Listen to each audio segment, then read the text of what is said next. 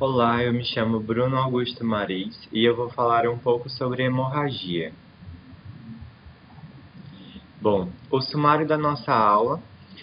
Primeiro nós vamos comentar um pouco sobre a hemostasia e logo após os sintomas e a classificação da hemorragia, alguns distúrbios de sangramento e falar um pouco também sobre a hemorragia no consultório odontológico. Bom, primeiramente, para que nós possamos entender a hemorragia, nós precisamos compreender primeiro o conceito de hemostasia, que é uma série de processos regulados que mantém o sangue em estado fluido, sem coágulos, nos vasos normais, formando um tampão hemostático rapidamente quando houver uma lesão vascular. Ou seja, a partir do momento que o vaso sanguíneo sofre alguma injúria, esse mecanismo será ativado para a formação de um coágulo e para impedir um sangramento muito grande. A lesão vascular, ela vai causar constricção arteriolar transitória por meio de mecanismos neurogênicos reflexos, aumentados pela secreção de endotelina.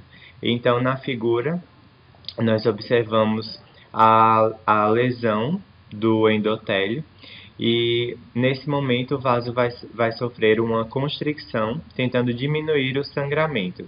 Só que essa constricção não vai ser suficiente para impedir o sangramento a longo prazo.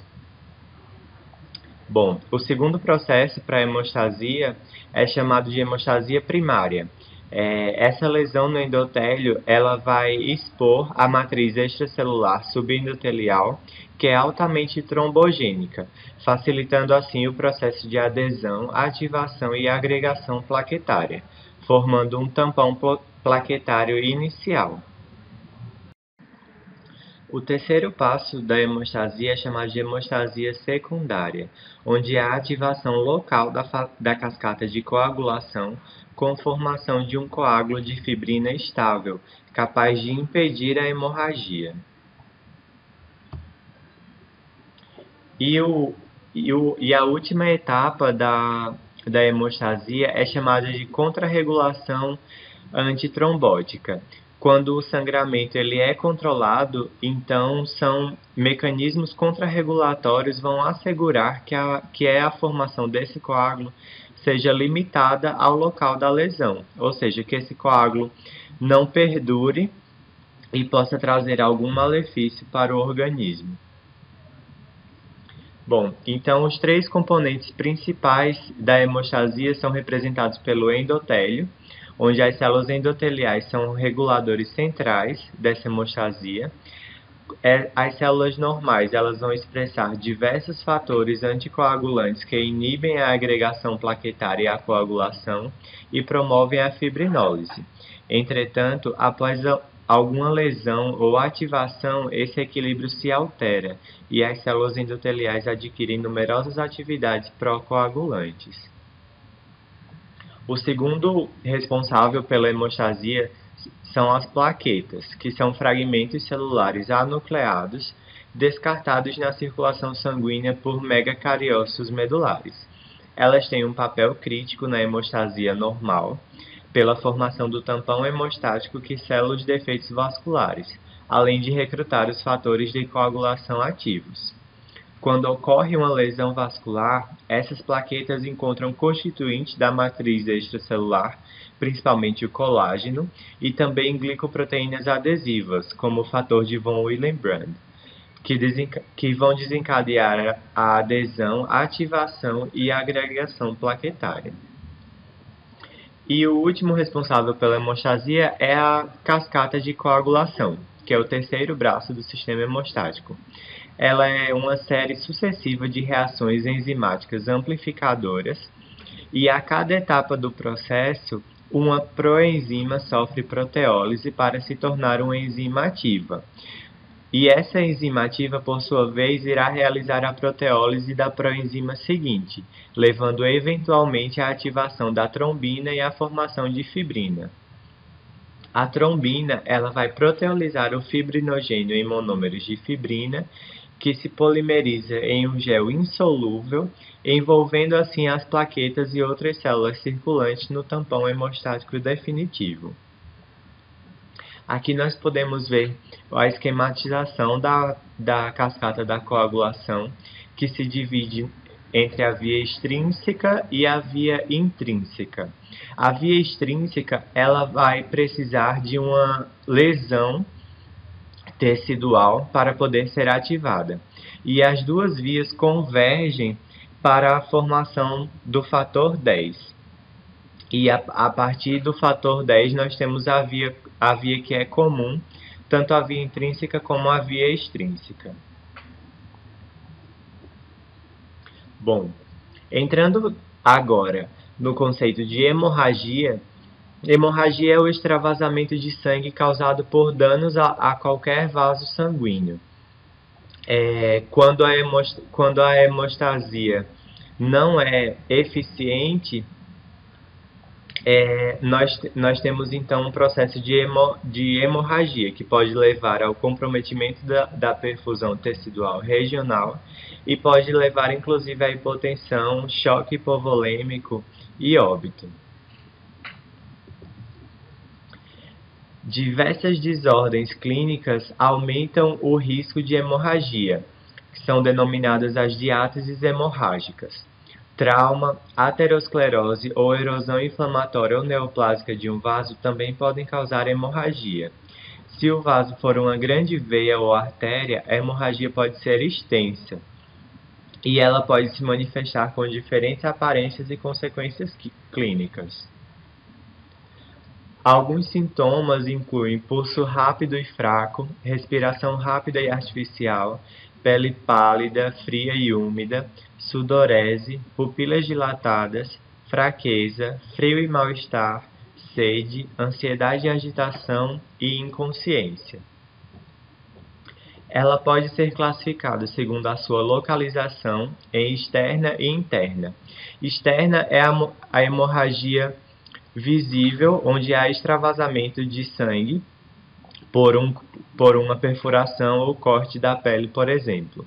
E a interna ela vai ocorrer dentro dos tecidos como um hematoma, que pode ser insignificante, como uma contusão, ou até fatal, como um hematoma retroperitoneal causado por ruptura da aorta. Ela pode ser classificada segundo a sua origem em arterial, venosa e capilar. Quando a hemorragia é arterial, o sangue tem uma coloração vermelho vivo e o sangue jorra de acordo com a pulsação cardíaca.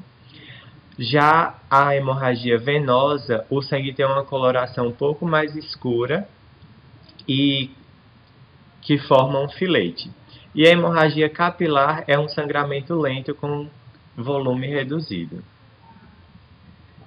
Bom, grandes sangramentos dentro das cavidades corporais recebem denominações específicas, como o hemotórax, que é a hemorragia na cavidade pleural, o hemopericárdio, o hemoperitônio e a hemartrose, que é o sangramento dentro das articulações, como pode ser visto nesse caso na articulação do joelho. Extensas hemorragias podem causar icterícia devido à destruição de hemácias e hemoglobina, causando assim acúmulo de bilirrubina na pele e nas membranas mucosas.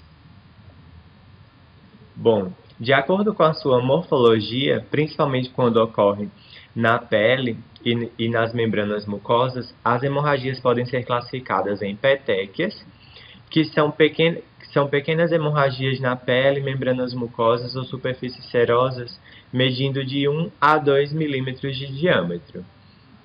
Elas podem ser causadas por contagem plaquetária baixa, trombocitopenia, função plaquetária defeituosa e perda de suporte da parede vascular, por deficiência de vitamina C.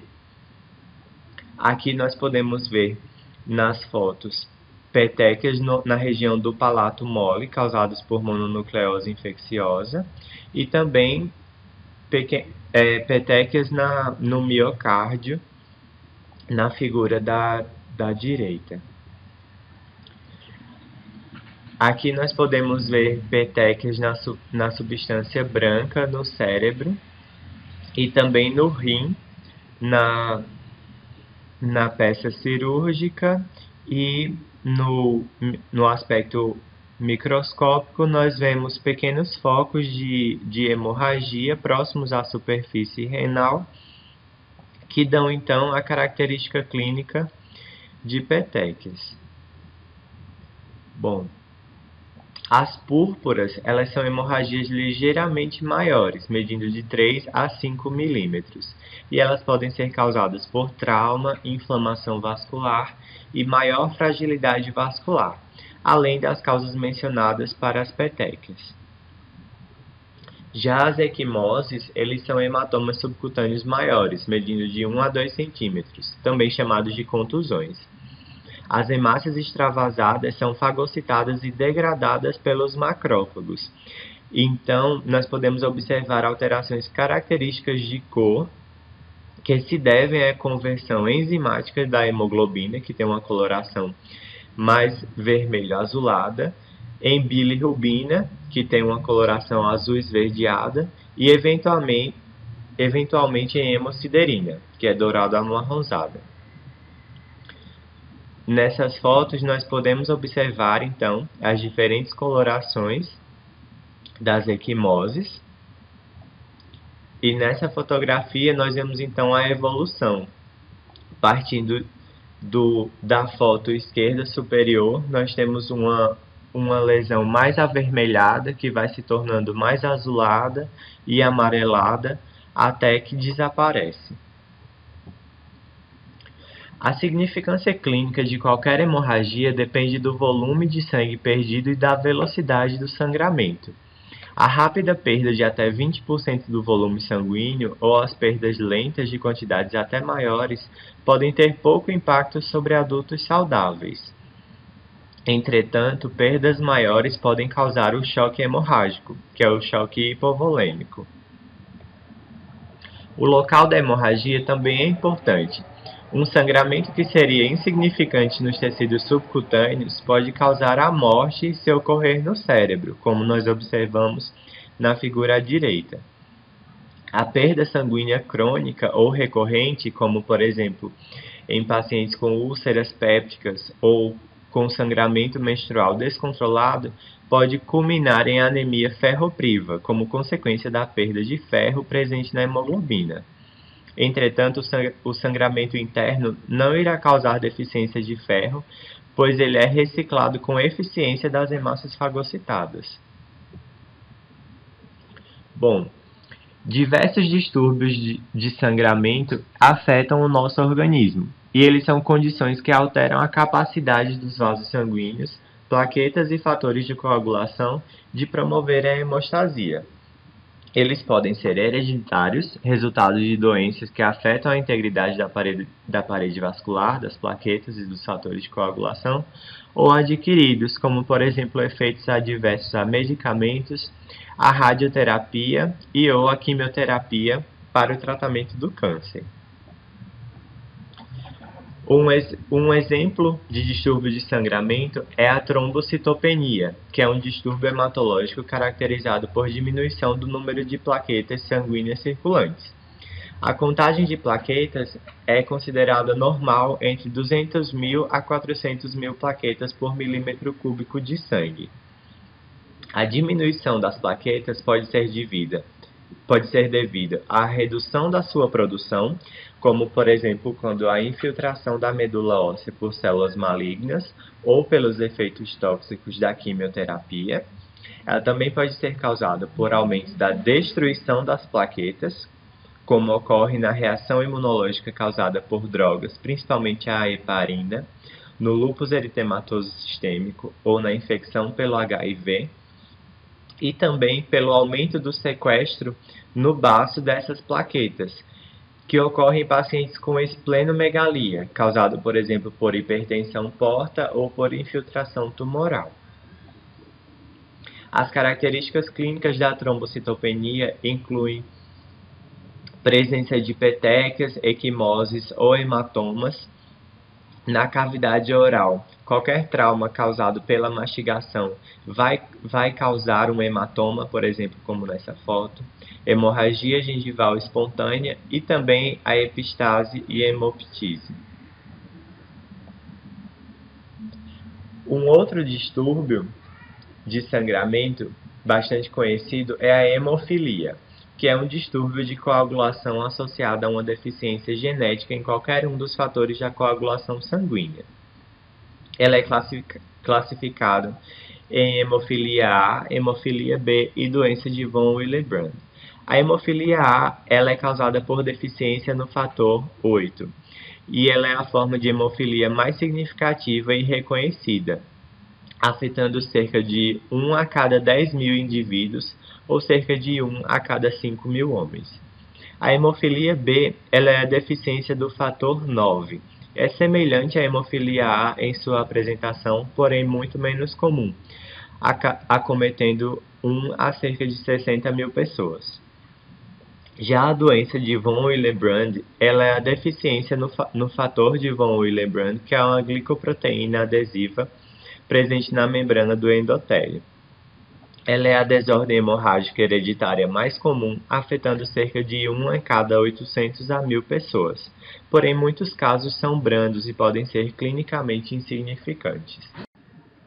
As características clínicas da hemofilia incluem hemorragia profunda, causando hemartrose, especialmente nos joelhos, deformidade incapacitante dessas articulações, que é secundária à artrite e anquilose, e também hemorragia incontrolável ou demorada, que pode resultar de qualquer laceração, como incisões cirúrgicas, extrações dentárias ou até curetagens periodontais.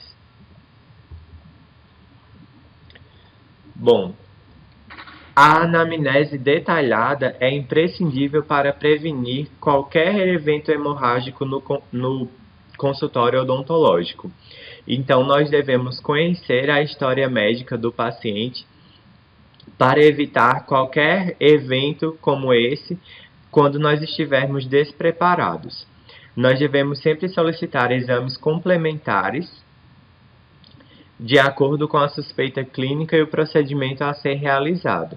E, em alguns casos, o paciente deverá ser atendido em ambiente hospitalar sob cuidados médicos. Essas são as referências da nossa aula. Espero que vocês tenham gostado.